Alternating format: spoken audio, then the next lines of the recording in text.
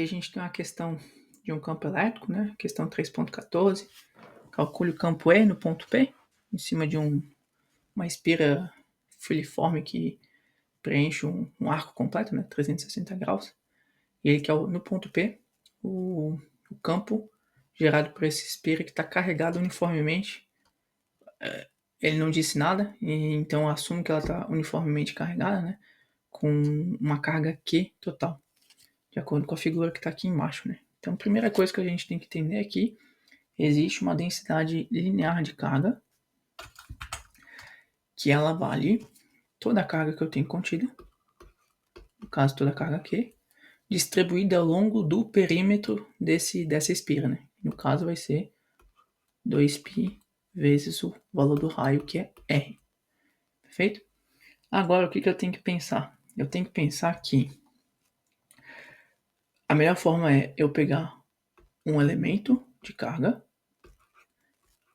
que vai gerar um elemento de campo e esse elemento de campo depois eu integro para encontrar o resultante total do campo. Então esse cara que está aqui, o que vai acontecer? Ele vai estar distante. A vantagem é que ele tem uma distância do ponto P fixa, porque não importa o ponto na espira, ele está R até o centro, distante R, né, o raio da espira, e tem uma altura de 2R, então a gente consegue inclusive calcular quanto que é essa distância máxima. Eu tenho 2R na altura até chegar no ponto P, eu tenho 1R embaixo. Esse é aquele valor do Rzinho na fórmula da lei de Coulomb, que a gente vai usar Pitágoras aqui e vai encontrar o valor, né? O lado aqui ele vai ter que valer 4R² mais R² na raiz. Isso vai dar R raiz de 5. Se fizer a conta aqui, a gente consegue chegar nisso. E aí, então, o que acontece agora? Ele vai gerar esse campo aqui, esse DE aqui, que aponta para fora. Né? Eu vou assumir que a carga é positiva, então o campo vai para além do ponto, né? Eu preciso de um sistema de coordenadas para resolver esse problema. E o que eu vou desenhar como sistema de coordenadas? Eu vou desenhar o Z aqui para cima, eu vou desenhar o X que vem aqui para frente e o Y que vem aqui para o lado. Então, o que acontece? Eu vou desenhar aqui um pouco com mais detalhe. Eu tenho aqui o eixo Z, eu tenho o eixo X, eu tenho o eixo Y. E aquele campo E, ele está fazendo uma projeção no espaço. Então, eu tenho uma componente aqui no plano XY e eu tenho a outra componente no eixo Z. Então, tem um EZ aqui e tem um E que eu vou chamar aqui de alfa. Porque aqui eu vou dizer que o plano XY é o plano alfa. Que provavelmente vai ser o campo que eu vou integrar daqui a pouco. Então, o que acontece? Bom, vamos primeiro. Tem que ter um ângulo, né? Para eu decompor esses dois caras aqui. Tem um ângulo θ, que eu vou chamar aqui. E aí, por conta dele, o EZ vale a hipotenusa, que é o campo E, né? Faltou dizer aqui quem é o campo E. A hipotenusa é o campo E. O campo EZ está no cateto oposto. Então, ele vai valer cosseno. Não, o seno. Então, ele vale na verdade, isso muito depende, né? Mas aqui, então, eu tenho o cateto. Na verdade, é o adjacente, né? Então, é por isso que eu cosseno. Então, eu tenho a magnitude do campo E vezes o cosseno desse θ. E pro E alfa, que eu vou chamar ali, eu sei que ele vale a magnitude do E vezes o seno desse θ. Esse θ, ele tá aqui, e por conta do semelhança de triângulo, ele também tá aqui. Ele tem θ aqui e tem o θ aqui embaixo. Então é esse ângulo que a hipotenusa desse triângulo aqui, retângulo, faz com o cateto de 2 R's. Aqui tá o θ. Dá para tirar o cosseno e o seno direto deles, né? O cosseno desse θ, então, vale o adjacente ao ângulo, que é o 2R, dividido pela hipotenusa, que é R raiz de 5. Então, ele vale 2 sobre a raiz de 5. E o seno vai ter que valer o R sobre o R raiz de 5. Ou seja, 1 sobre a raiz de 5. O E alfa, quando eu projetar ele aqui, ele vai fazer em relação ao ângulo X, o eixo X, um ângulo alfa. Por isso que eu chamei de alfa.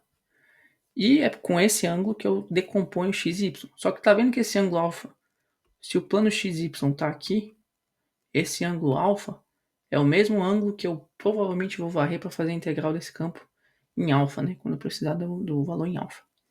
Mas então eu vou decompor, finalmente, ex e ey. Ex vai valer o e alfa vezes o cosseno de alfa. E o ey vai valer o e alfa vezes o seno de alfa. Esses não são ângulos bem determinados, que nem o caso ali do θ, né? Porque eu vou integrar o alfa vai ter que girar de 0 a 2π para fazer o desenho do fio. Então, por enquanto, eu vou deixar assim. Em último caso, agora a gente pode calcular o elemento DE do campo. O elemento DE, ele, na verdade, depende do dq dividido por 4π ε0, r quadrado, que é a lei de Coulomb. O r ao quadrado aqui, ele é fixo, é esse cara aqui. O r é fixo, né? Daí que é r ao quadrado. O r é fixo por conta da distância. Todos os pontos do fio estão distantes uniformemente do ponto P. Esse r aqui de r raiz de 5 ao quadrado vai dar r ao quadrado vezes 5. Então, o dE vale o dq sobre 4π ε0 vezes 1 sobre 5 r ao quadrado.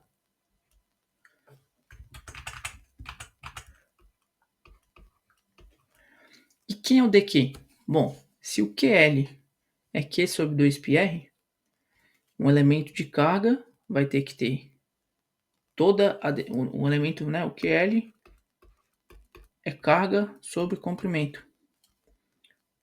Um elemento de carga tem que ter essa densidade QL, densidade linear, vezes um elemento de comprimento, certo? Nesse elemento de comprimento, ele vai ser um elemento de comprimento de um arco, uma corda de um arco, né? Então é o perímetro entre uma abertura angular.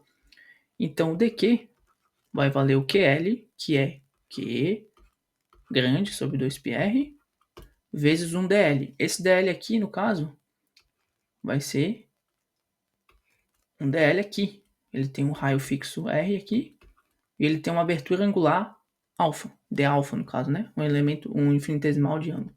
Então ele vale, o arco é sempre raio vezes o ângulo, então r vezes um d alfa, certo?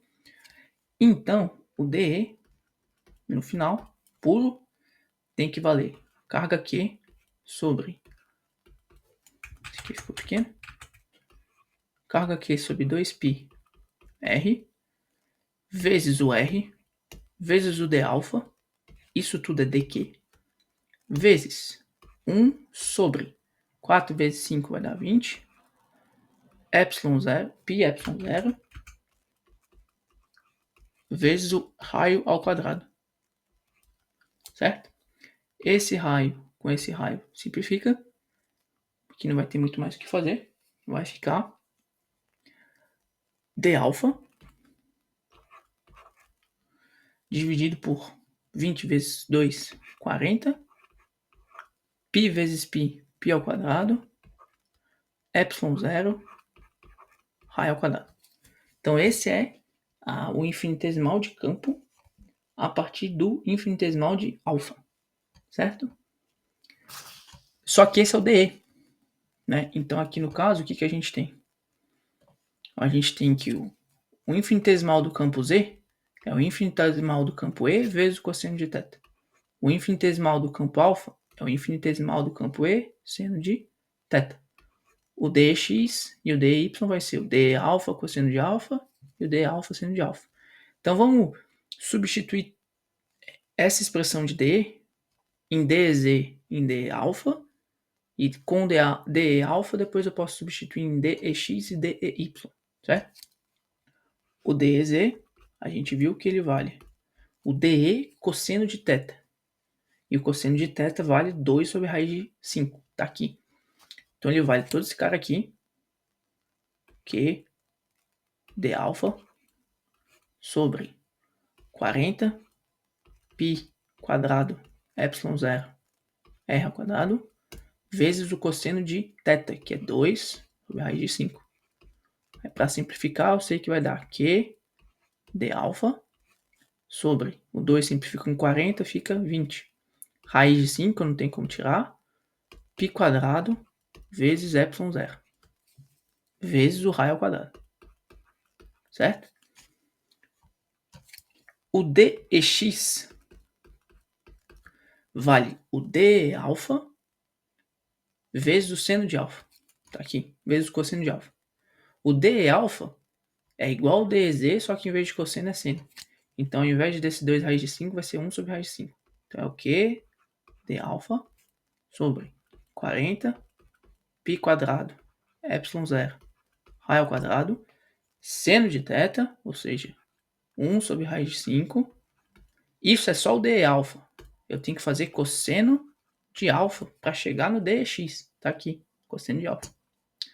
O dy é a mesma coisa, só que com seno de alfa. Infinitesimal de alfa, 40 π quadrado ε0 r quadrado 1 sobre raiz de 5, porque tudo isso é o d alfa, e agora o seno de alfa. Certo?